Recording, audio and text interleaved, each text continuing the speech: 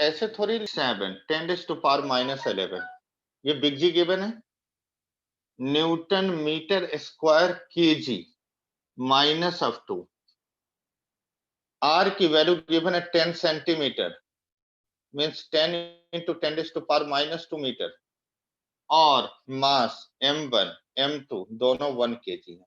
हो जाएगा सॉल्व, आगे बढ़ जाएं। Yes sir.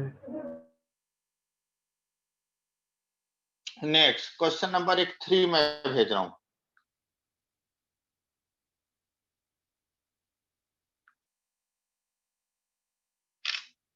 Question number 3,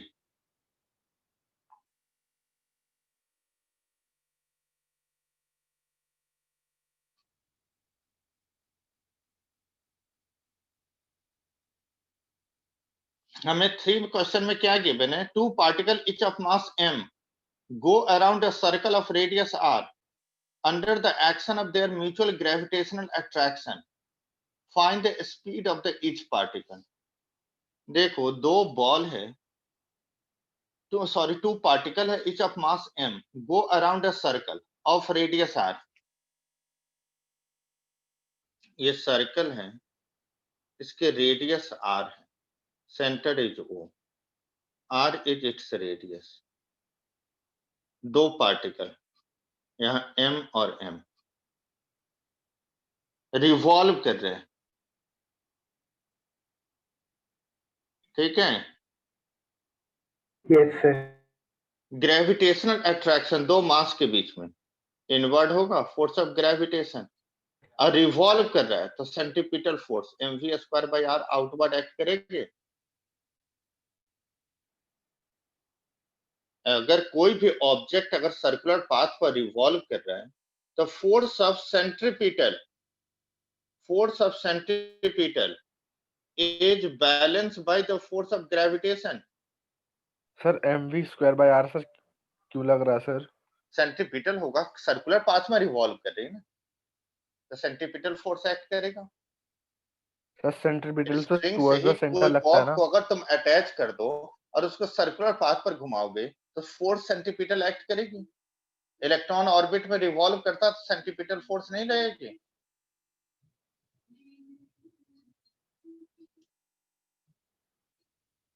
hello Dev. Yes sir, yes sir. और दो मास है तो उसके बीच में ग्रेविटेशनल अट्रैक्शन हो गई, ये क्वेश्चन में मेंशन भी है। अरे बात समझ में? हाँ बोलिए। Yes sir. सर आप एक बार भी वो FC का कंसेप्ट एक बार फिर से बता दीजिए। हमने ये बताया कि दो मास है जो सर्कुलर पाथ पर रिवॉल्व कर रहा है, मूवमेंट हो रही है, तो इस दोनों मास के बीच में तो एक ग्रेविटेशनल पुल होगा। Yes sir. अच्छा, सर्कुलर पाथ पर रिवॉल्व कर रहा तो सेंट्रीपिटल फोर्स भी तो आगे एक्ट करेगी आउटवर्ड, ओके सर। तभी तो सर्कुलर पाथ। हमने एज्यूम कर लो कि एक स्ट्रिंग है, इसे बॉब अटैच कर दिया, हम सर्कुलर पाथ पर रोटेट करा दो, तो जैसे स्ट्रिंग ब्रेक होगा तो बॉब बाहर की ओर मूव करेगा या नहीं? Yes sir. Yes sir. इसका मतलब सेंट्रीपिटल भी तो एक्ट करेगा। आशीर्वाद समझ में आ रहे हैं? Yes sir. तो हम दोनों फोर्स को इक्वेट करते हैं, हमें कैलकुलेट क्या करना है, find the speed of the particle, यही भी कैलकुलेट करना है। तो force of gravitation force of centripetal के इक्वल होगा, means g m into m by r square is equal to mv²/r। एक r से r कैंसिल हो, एक m से m कैंसिल, तो v की वैल्यू कितना आएगा? अच्छा, दोनों मास के बीच में तो डिस्टेंस है 2r, सॉरी दोनों मास के बीच में डिस्टेंस कितना होगा? r plus r 2r। तो सर आपने फिर वो समझ रहे हैं? हाफ mv² से उसके हाफ नीचे mv क्या लिखा स्क्वायर है? क्या होगा? mv²/r सेंट्रीपिटल, तो सर वहां और 2r नहीं होना चाहिए? r स्क्वायर, तो r हमारा होगा दोनों मास के बीच का distance r plus r 2r होगा। अच्छा, हाफ mv² में सर फिर r क्यों है, 2r क्यों नहीं है? अरे mv square by r where r is the radius of the circular path, केवल r लेना होता है। सर मैं और दो डायमीटर सोच mass रहा था। डिस्टेंस हम लेंगे तो वो r plus r 2r आएगा। Yes sir. यहाँ कट नहीं होगा, इसको r हमने रहने दिया। तो gm by 4r square is equal to v square by r, एक r से r यहाँ कैंसिल होगी, तो v is equal to under root of gm by 4r। आई बात समझ में? Yes sir. हाँ बोलो। यस सर आ गया।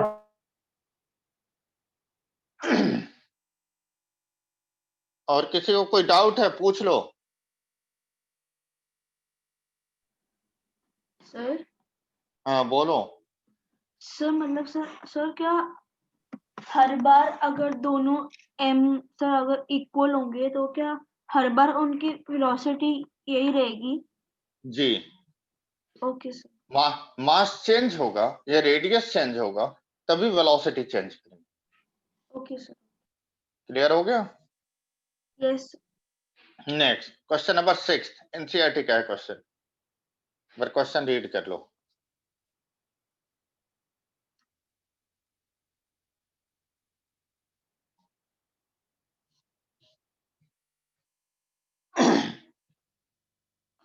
देखो जो एनसीईआरटी में इसको जो सॉल्व किया है ना, थोड़ा लेंथी कर दिया, इसको मैं थोड़ा शॉर्ट में सॉल्व करूंगा।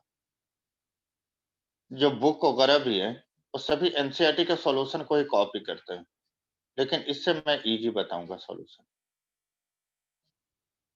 इक्विलैटरल ट्रायंगल है, इसके तीनों वर्टिसेस पर मास m है। 3 equal mass of m kg each are fixed at the vertices of an equilateral triangle ABC as shown in the figure.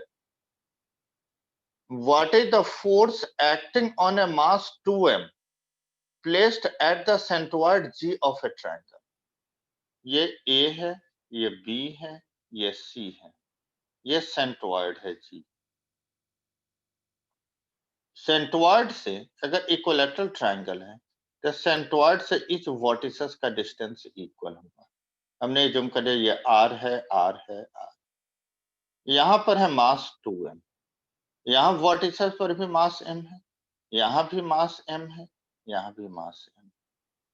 Equilateral triangle है तो इसकी साइड सर 2 मीटर हमें क्या है? गिवन है। क्या 2 मीटर क्या है?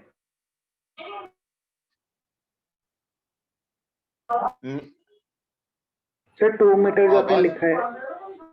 नहीं, 2 मीटर नहीं है, 2m है मास जो सेंट्रॉइड पर। अच्छा देखो तो मास क्वेश्चन है में वो। Okay sir. ये भी मैं वही m है, ये कंफ्यूज हो भी रहा m था। है, ये भी m है, सेंट्रॉइड पर 2m मास है। क्लियर है? Yes sir.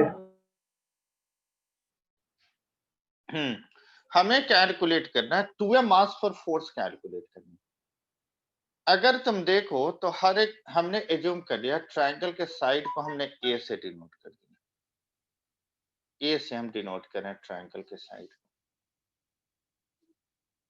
बाद में हम a की वैल्यू पुट कर देंगे, क्वेश्चन में नीचे मेंशन भी है। अच्छा, ऑलरेडी सेंट्रॉइड से डिस्टेंस गिवन है, AG की वैल्यू, BG की वैल्यू, CG की वैल्यू, ये ऑलरेडी गिवन है तुम्हें 1 मीटर। हमने जो R लिया था इसी को, ठीक है? Yes sir. अब तुम देखो force on G due to A G को अट्रैक्ट करेगा क्योंकि gravitational force attractive in nature. Force on G due to A, force on G due to B attraction है, force on G due to B, force on G due to C attraction है। Sir वो mass 2m है sir, इसलिए मतलब attract करेगा उसी को अपनी तरफ। देखो मैटर ये नहीं करता है, हमें किस मास पर फोर्स कैलकुलेट करना है, 2m पर कैलकुलेट करना है ड्यू टू A। तो दोनों मास के बीच में तो अट्रैक्शन के फोर्स होगा तो इनवर्ड लाएगी ना, रिपल्सन होता तो आउटवर्ड देता फोर्स। ग्रेविटेशनल फोर्स तो ऑलवेज अट्रैक्टिव इन नेचर। अच्छा, तो सर फिर आपने फोर्स अपॉन ए क्यों लिखा, फिर ऐसे जी भी तो हो सकता था। फोर्स अपॉन, तो सर आपने फोर्स ए इसलिए लिखा क्योंकि फिर हमें ए का निकालना है, ए बी और सी का। फोर्स नहीं, फोर्स ऑन जी। पहले हम देख रहे हैं ड्यू टू ए मास, जी पर कितना फोर्स एक्ट कर रहे हैं, तो एफ जी है और इसे अट्रैक्ट करेगा। Force on G due to B, B G को अट्रैक्ट करेगा। Force on G due to C, C G को अट्रैक्ट करेगा। Okay sir. क्योंकि ग्रेविटेशनल फोर्स है तो अट्रैक्टिव इन नेचर होना, आउटवर्ड तो हो ही नहीं सकता है, रिपल्सिव हो ही नहीं सकता। अगर इसी में तुम्हें बोलता force on A due to G, तो इधर से इनवर्ट देते। Force on B due to G, तो यहां इनवर्ट देते। Force on C due to G, तो यहां इनवर्ट। जिस पर फोर्स कैलकुलेट करना है, वेक्टर का टेल उसी पॉइंट पर होनी चाहिए। समझ गया सर। अगर हम एफ जी ए, अर्पिता आ रहा है समझ में?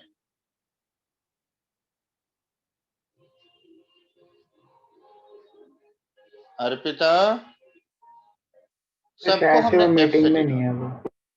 ओके ओके, वो है मीटिंग में। फोर्स हमने देखो, अब तुम देखो एफ जी ए, इसमें मास कौन सा है, m और 2m है, डिस्टेंस r है। यहां भी तुम देखो इस पेयर में, तब भी मास 2m और m है, डिस्टेंस है r। यहां भी हम देखते हैं तो मास है 2m और m, डिस्टेंस है r। इसका मतलब तीनों फोर्स का मैग्नीट्यूड तो सेम ही होगा। हाँ सर। क्लियर है? Yes sir. सबको हमने f से डिनोट कर दिया। पहले हम एफ जी बी और एफ जी सी का रिजल्टेंट लेते हैं, तो इसको हम एफ बी सी से डिनोट करेंगे। अच्छा ये बताओ, ये एंगल कितना होगा? आशीर्वाद बताएगा, ये एंगल कितना होगा? सर एक बार बताना कौन सा? दिस ये एंगल, 2m वाला। ये एंगल, ओके सर। ये एंगल कितनी कितनी होगी? अगर इक्विलैटरल ट्रायंगल है तो 120। 120 तो 120 66। 120। हाँ क्लियर है? Yes sir. इसका मतलब ये एंगल कितना है, 120 है। वो भी 120 हो जाएगा। क्लियर है? तीनों 120 120 120 क्योंकि इक्विलैटरल है। सर तो सेंट्रॉइड पर जो एंगल इक्विलेटर है तो बनेगा, अच्छा, जो नीचे वाला ट्रायंगल होगा उसका 120 होगा फिर। ये हाँ, ये 120 हो गई, ये हाँ सर। 120 होगा, ये 120 होगा, तभी तो कंप्लीट साइकिल ओके में सर 360 बनेंगे। ठीक है सर, समझ गया। आ गई बात समझ में? एक कंफ्यूजन रह गया था। हाँ सर। हाँ अच्छा, अब एफ जी बी और एफ जी सी, इस दोनों को लेकर हमने पैरेललोग्राम कर दिया और इन दोनों का यही डायगोनल रिजल्टेंट हमने दिया, F B C. F G B और एफ जी सी, इन दोनों का रिजल्टेंट को एफ बी सी से हमने डिनोट कर दिया। तो एफ बी सी के लिए अगर हम फॉर्मूला लिखें तो under root of F G B square, F G C का square, 2f G B F G C cos of 120। याद है parallelogram law, A square plus B square plus 2ab cos theta. Yes sir. ठीक तो याद नहीं। ठीक है? Triangle law, vector addition या पैरेललोग्राम लॉ, इसी में रिजल्टेंट कैलकुलेट करने के लिए यही फॉर्मूला होता है ना, r is equal to under root A square plus B square plus 2ab cos theta. Yes sir. Sir आप एक बार फॉर्मूला भी लिख दोगे? r is equal to under root of A square plus B square plus 2ab cos theta. ठीक है? Okay sir. अब देखो एफ जी बी या एफ जी सी, सबको हमने एफ से डिनोट कर दिया और सबकी एफ की वैल्यू किसके इक्वल आएगा? तो मास का पेयर देखो, एक 2m है एक m है, दो मास है 2m और m, यहां भी देखो 2m और m, यहां भी देखो 2m और m, और डिस्टेंस r है। तो फोर्स के लिए क्या फॉर्मूला लिखोगे? F की वैल्यू G, एक मास है 2m, दूसरी मास है m upon r square, means 2gm square by r square. यही होगा ना फोर्स? हाँ सर। Yes sir.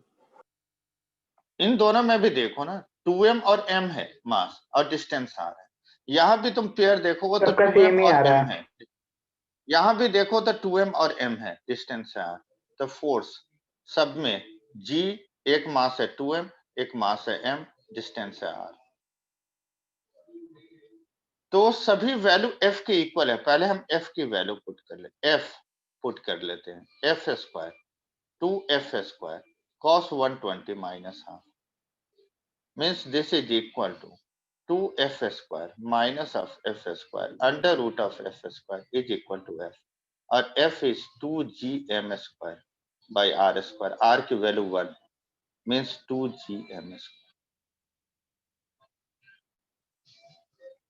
FBC मिल गई?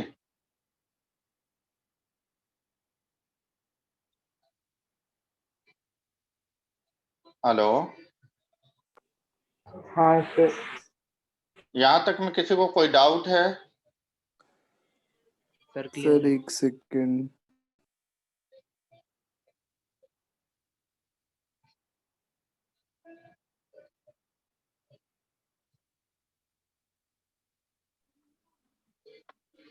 सर क्लियर है।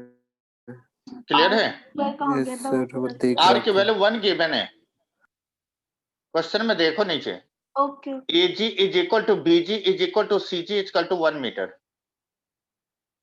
Okay sir. वही तो हमने R लिया है। हाँ जी।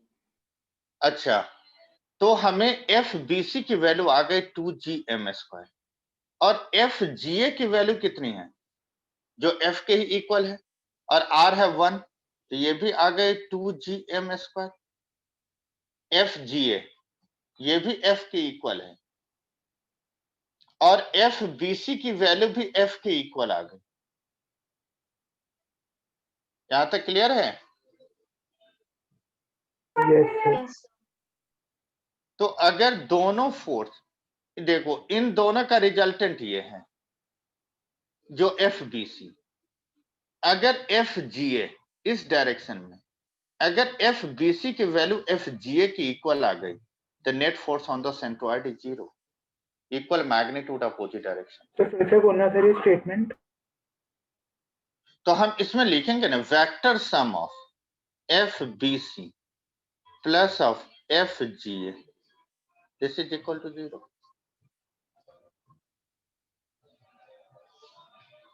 Equal magnitude opposite direction, net force तो इज समझ 0। में नहीं आया तो जीरो कैसे हो गया ये वाला? अच्छा, ये FBC नीचे की ओर एक्ट कर रहा है, हाँ सर। और FGA ऊपर की ओर एक्ट कर रही है, हाँ सर।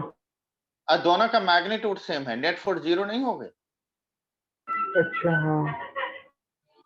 तो वेक्टर फॉर्म में हम इसको दिखाएंगे, तो लिखेंगे vector sum of FBC plus of FGA this is equal to 0।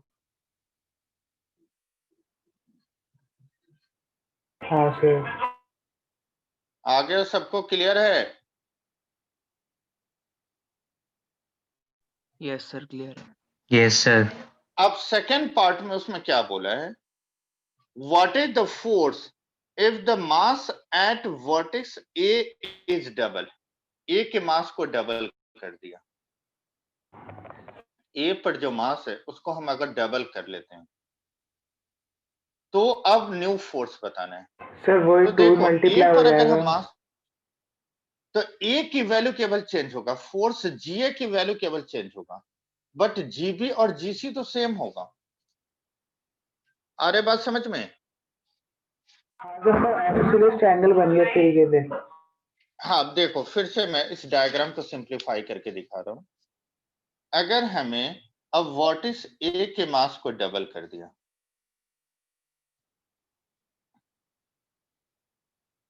A पर अब मास हमने रख दिया 2m, g सेंट्रॉइड पर तो ऑलरेडी 2m मास है, b पर मास है m, c पर है मास m।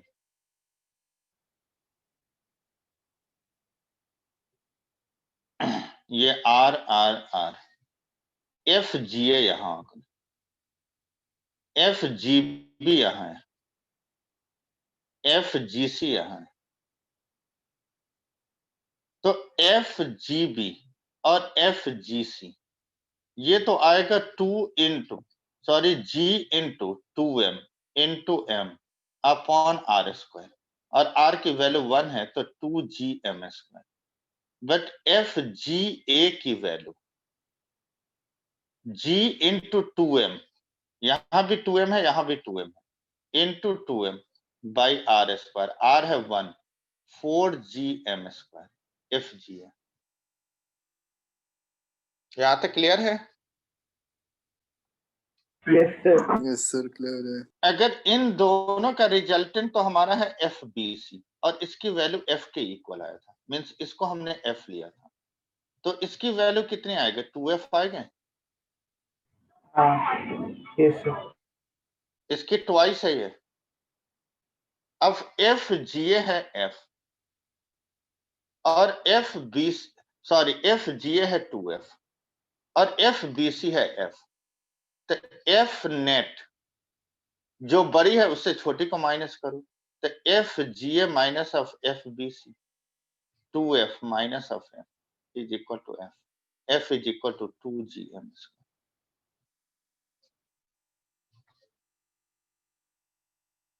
आ गया सबको समझ में?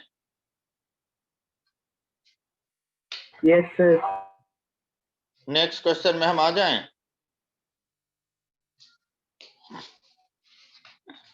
Yes sir.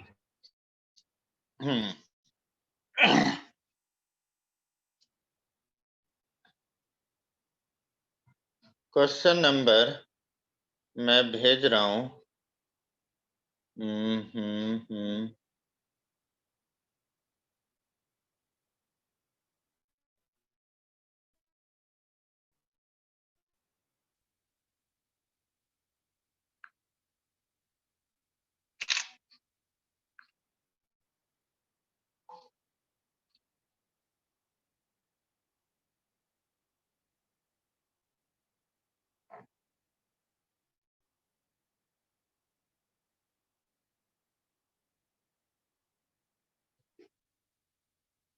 रीड कर लिया?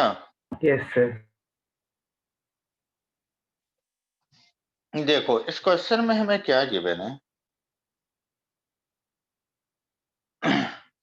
ए body of weight 90 kg force, याद होगा 1 kg फोर्स 9.8 न्यूटन की इक्वल होता है, या इसी को हम 1 kg वेट भी बोलते हैं। 1 kg फोर्स या 1 kg वेट 9.8 न्यूटन की इक्वल।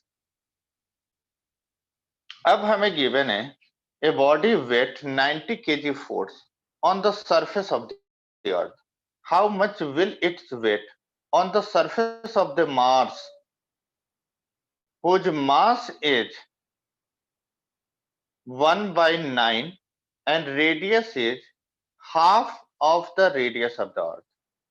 हमें mass of the Mars given है is half 1/9 of mass of the earth and radius of the Mars half of radius of the earth।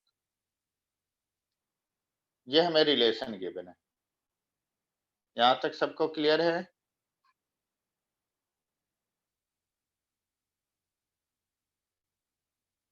Yes sir. अच्छा, weight of the body हमें given है mg, वो हमें 90 kg force given है, मतलब like earth surface पे weight body का given है। हमें मून पर वेट चाहिए, तो मून पर वेट के लिए तुम्हें क्या रिक्वायर्ड है? मून पर अगर तुम जी कैलकुलेट सॉरी मार्स पर अगर तुम जी कैलकुलेट कर लो एक्सेलरेशन ड्यू टू ग्रेविटी, तो हम अगर जी हम अर्थ पर लेते हैं तो G M E by R E का स्क्वायर। अगर जी हम मार्स पर लेते हैं तो G M Mars R Mars का स्क्वायर। तो G Mars by G earth, G M Mars upon R Mars का स्क्वायर इनटू आर अर्थ का square upon G mass of the earth. G से जी कैंसल।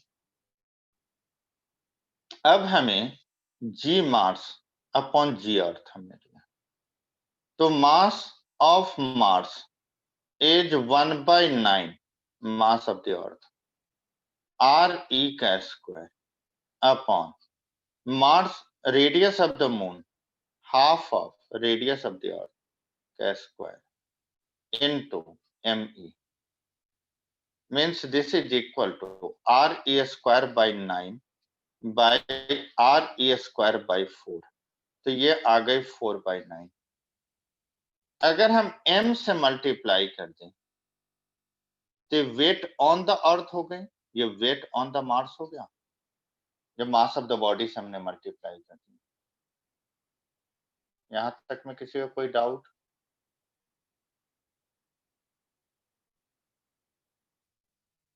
No sir. हमें mass weight on the Mars हमें calculate करना है। m into g on the Mars is equal to 4/9 m g on the earth, means 4/9 और m g e इसकी value 90 है, means 40 kg force. आया समझ में?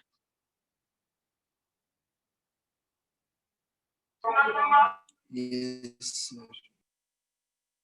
किसी को डाउट है पूछ लो। No sir, no clear. Sir. Next question number 13, बहुत अच्छा क्वेश्चन है। इसको दो मेथड से मैं सॉल्व करके बताऊंगा।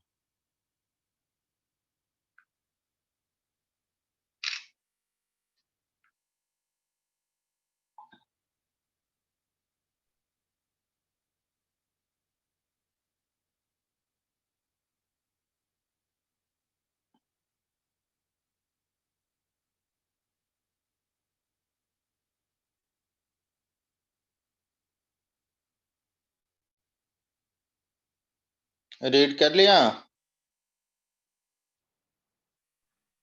सर कौन सा क्वेश्चन है? 13।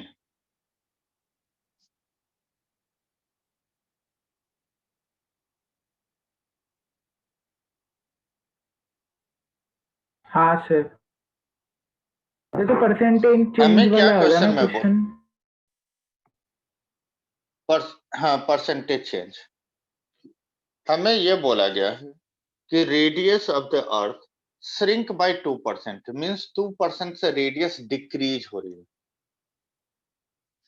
तो अगर हम r1 हम r लेते हैं तो r2 क्या होगा? r1 माइनस r1 का 2%, 2% से डिक्रीज हो गए। तो ओरिजिनल में 2% माइनस करोगे हाँ सर।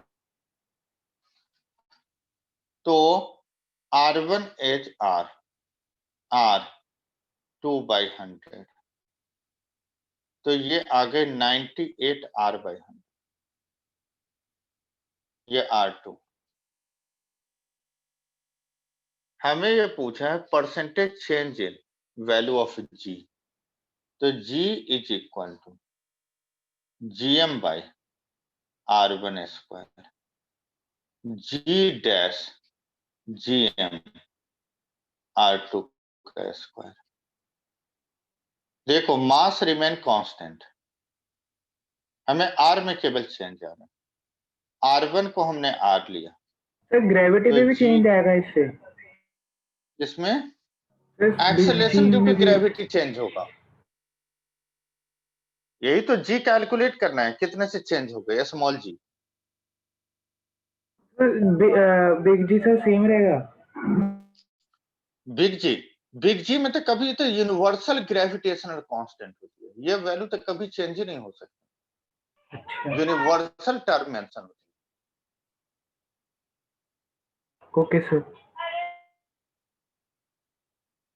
तो R1 is R, G dash GM, R dash की वैल्यू 98 R अपॉन 100 का स्क्वायर, 98 का स्क्वायर। तो इसे हम लेंगे तो GM by R square into 100 by 98 का square. GM by R square is G, means G into 100 by 98 का स्क्वायर। G डैश आ गए।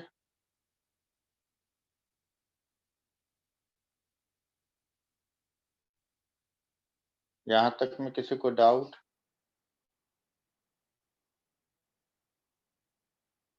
नो सर अच्छा, G डैश की वैल्यू G से बड़ी होगी या छोटी? प्रज्ञा बताएगी। सर रेडियस श्रिंक हो रहा है ना हाँ,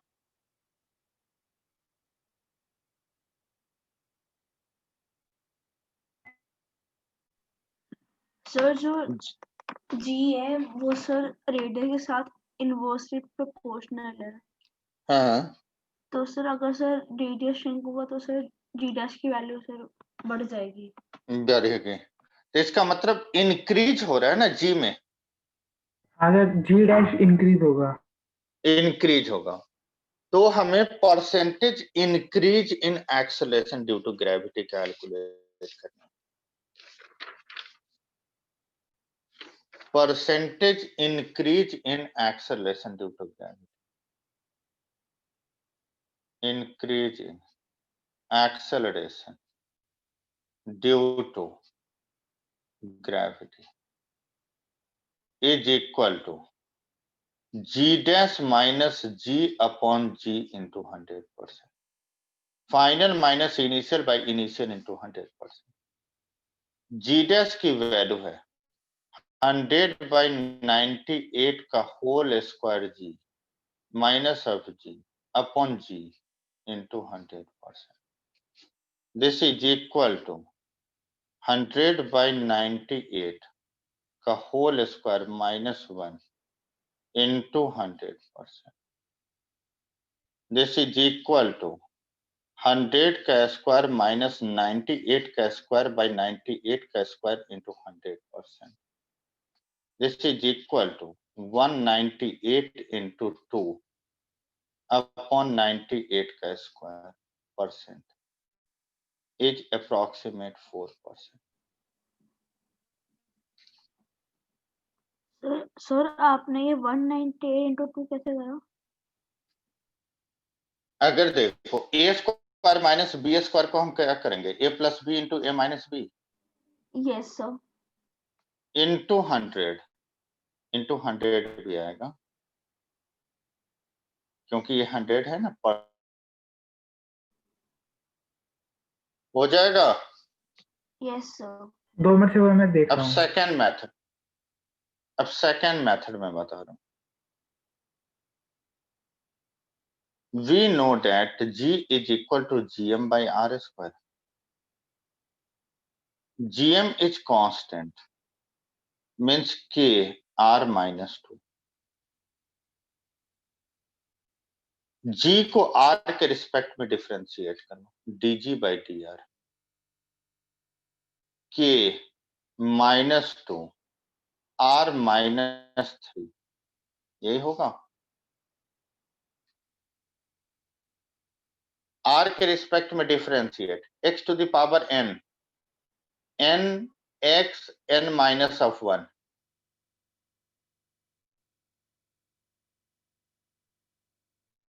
आया समझ में? डिफरेंशिएशन है।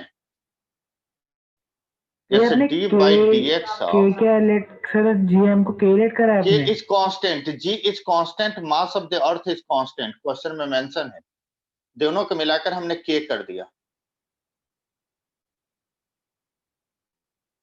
अच्छा, और सर फिर डिफरेंशिएट कर दिया। और इसको डिफरेंशिएट, आर स्क्वायर ऊपर गई r के पावर -2, इसी को जैसे x के पावर -2 को डिफरेंशिएट करना होता है तो हम क्या लिखते हैं, -2x -2 -1 -2x -3।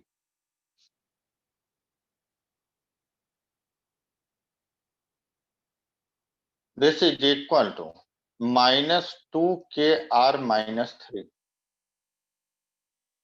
means dg is equal to minus into dr।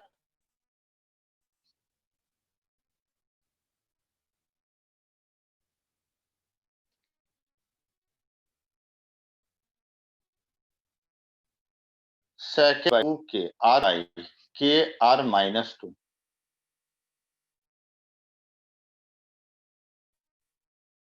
Percentage चाहिए तो 100% से मल्टीप्लाई, k से k कैंसिल हो गया, -2 ये r -3 तो ये नीचे आ जाएगा, r -2 है तो ऊपर आ जाएगा, r square by r cube into D R into 100%, एक r बच गया, means 2 minus of D R by R into 100%। अब देखो रेडियस श्रिंक हो रही 2% से, means minus of D R by R into 100% की वैल्यू गिवन है 2%। श्रिंक का मतलब डिक्रीज माइनस में, तो यहां पर ये वैल्यू आ गई 2 into 2%, this is equal to 4%।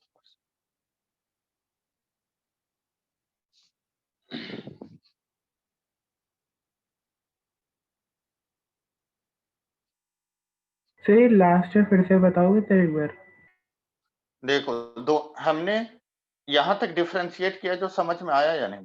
Sir divide का सर लास्ट स्टेप मतलब कि जो आपने माइनस अंदर लिया ना वहां से। अब सेकंड को फर्स्ट से हमने डिवाइड कर दिया, तो डीजी में जी से डिवाइड कर दिया, तो डीजी में जी से डिवाइड, तो डीजी की वैल्यू है -2k r -3 into D are upon के आर के पावर -2, के से के कैंसिल हो गया, -2 ये r के पावर -2 है तो ऊपर जाएगा तो +2, r -3 है नीचे आएगा तो r cube into D R into 100%, r square r cube एक कैंसिल हो गया, तो ये क्या बच गया 2 minus of D R by R into 100%, अब minus D R by R into 100% की वैल्यू है 2%,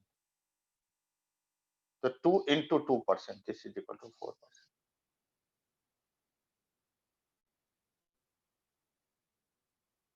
सर उसकी 2% वैल्यू कैसे सर ये समझ में नहीं आया मतलब। देखो रेडियस डिक्रीज बाय 2%, यहां पर तुम देखो क्वेश्चन में मेंशन है परसेंटेज डिक्रीज इन रेडियस तुम्हें गिवन है 2%। सर डिक्रीज इन परसेंटेज ऐसे भी लिख सकते हैं। यही तो है, इसी की तो वैल्यू तुम्हें ये देखो, अगर तुम लिखोगे तुम क्या लिखोगे, R2 minus R1 by R1 into 100% लिखोगे, यही तो डिक्रीज इन हाँ सर। रेडियस हो गई, अच्छा हाँ डेल्टा जो बचा। Okay sir. तो यही तो हमारा dr है, और R1 is the original R into 100%, यही तो वैल्यू तुम्हें 2% गिवन है। Okay sir. आ गई बात समझ में? Yes sir. अगर तुम्हें क्वेश्चन में बोलता है कि अगर मास कांस्टेंट है, अगर रेडियस 2% से डिक्रीज हो रही है तो जी 4% से उसका डबल हो जाएगा, रेडियस 3% से डिक्रीज है तो उसका डबल 6% आएगा जी में चेंज, रेडियस 4% से डिक्रीज हो रही है तो जी 8% से इंक्रीज होगा, डबल होता जाएगा, ये याद रखना है।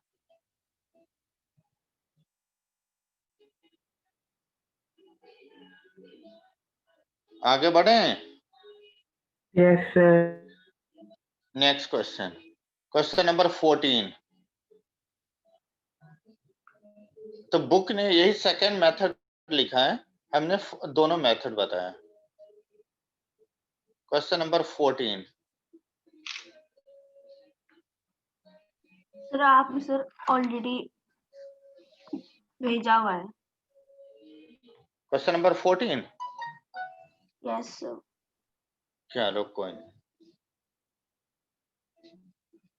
एक बार और कर लो।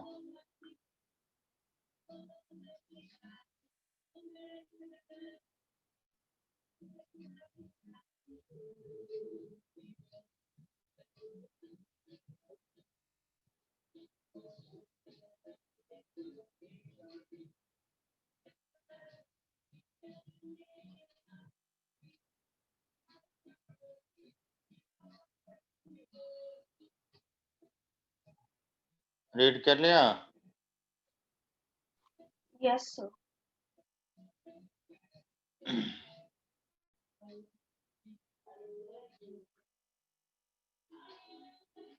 हाँ, इस क्वेश्चन में गिवन है a man can jump 1.5 meter high on the earth. Calculate the approximate height he might be able to jump on a planet whose density is 1/4 that of the earth, whose radius is 1/3 of the earth radius. Question आया समझ में? नहीं sir, हमें density question मतलब में मेरा बोल sir रहे हैं मास कि निकल अगर जाएगा। कोई पर्सन, अगर नहीं, मास तो हमेशा, मास तो चेंज ही नहीं आएगा, जी निकालो ना, हमेशा जी चेंज होती है ना। तो ये बोला कोई पर्सन अगर 1.5 मीटर अगर अर्थ पर जंप करता है तो वो प्लेनेट पर कितना जंप करेगा। जहां पर तुम्हें गिवन है which density is 1/4 of the earth, means हमें जो गिवन है density on the planet is, example 14, density on the planet is 1/4 density of the earth, and radius on the planet is 1/3 radius of the earth. आई बात समझ में? Yes sir. तो सबसे पहले तुम g कैलकुलेट करो। देखो g क्या होता है, gm/r²। g मास को तुम ले low volume into density upon r²। g volume is 4/3 pi r³ into density is g upon r²। This is equal to 4/3 pi g r d। अगर हम अर्थ के लिए ले रहे हैं तो REDE होगी। सेम अगर हम प्लेनेट के लिए लेंगे 4/3 pi g r planet d planet, तो g planet by g earth is equal to 4/3 pi g r planet d planet, 4/3 pi g r earth d earth, 4/3 pi g से 4/3 pi g का r planet is equal to, r planet by r earth के ratio कितने हो गए, means r planet by r earth into d planet by d earth. अगर हम r planet by r अर्थ अगर हम लेते हैं तो 1/3 इन 1/12। आ रहे बात समझ में? Yes sir. कोई डाउट हो पूछ लो। तो ये तो ग्रेविटी निकलेगा सर, इससे जंप का फैक्टर कैसे निकलेगा? अभी मैं बताऊंगा, पहले जी तो निकाल लो। हाँ सर, ये तो आ गया।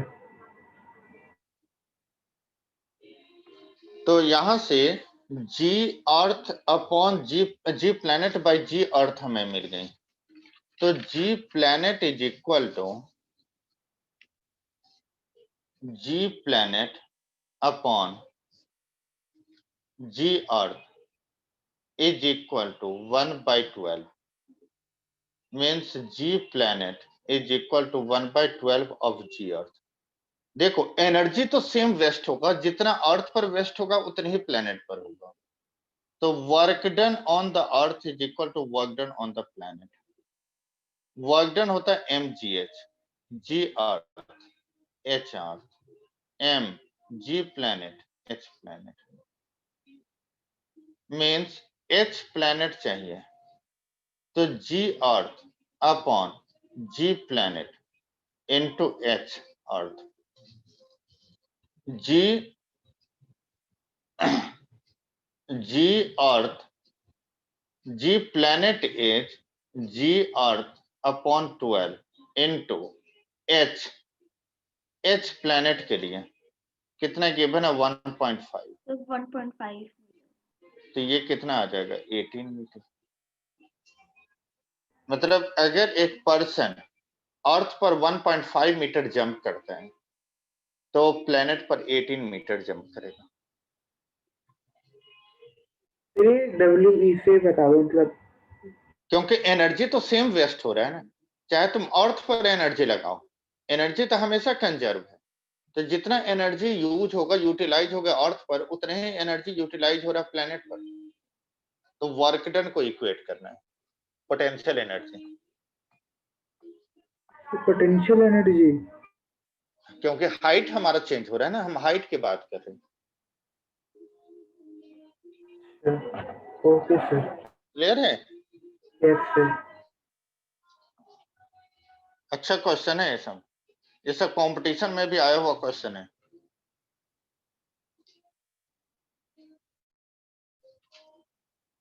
नेक्स्ट क्वेश्चन,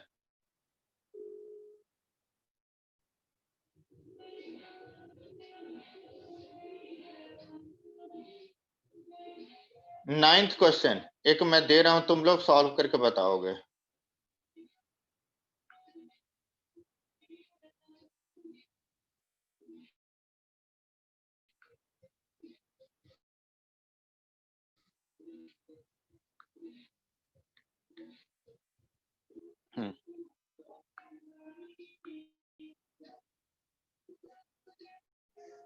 क्वेश्चन नंबर 8 भी, क्वेश्चन नंबर 9 दोनों ट्राई करना है।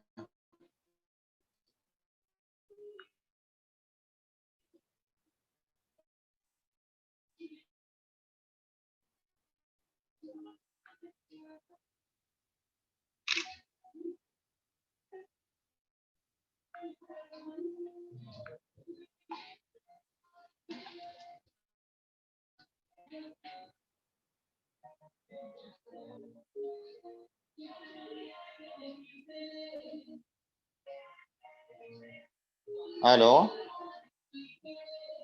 Yes sir. अभी कर लोगे या घर से होमवर्क में करोगे? सर देख लो आप। तुम देख के जैसे हो। सर घर पे।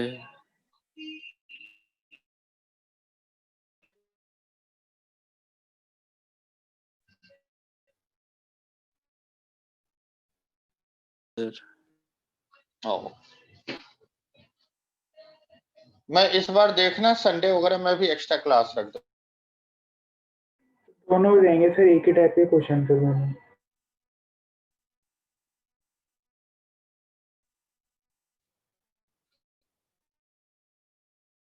रखूंगा एक्स्ट्रा क्लास।